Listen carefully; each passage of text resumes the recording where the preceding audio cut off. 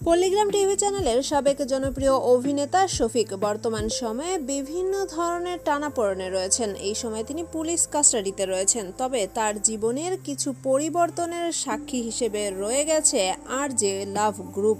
RJ লাভ গ্রুপের ওই লোকটি শফিককে এমন কিছু বাণী বা এমন কিছু কথা বলেছিলেন যার জন্য বদলে যাওয়ার চিন্তা করেছিল জনপ্রিয় এই অভিনেতা। জানেন কি সেই কথাগুলো ছিল? চলুন জেনে নেওয়া যাক।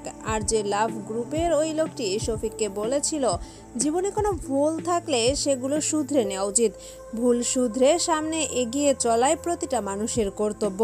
আর তার বলা অনেক কথার মাধ্যমে শফিক আসলে বুঝতে পেরেছিল পিছনে যে ভুলগুলো তার রয়েছে সেগুলো শুধরে নিয়ে একে একে জীবনকে নতুন করে সাজিয়ে নেওয়া উচিত। আর সেই অনুযায়ী কাজও করতে চেয়েছিল শফিক, কিন্তু সময় তাকে সেই সুযোগটা দিতে চাচ্ছে না।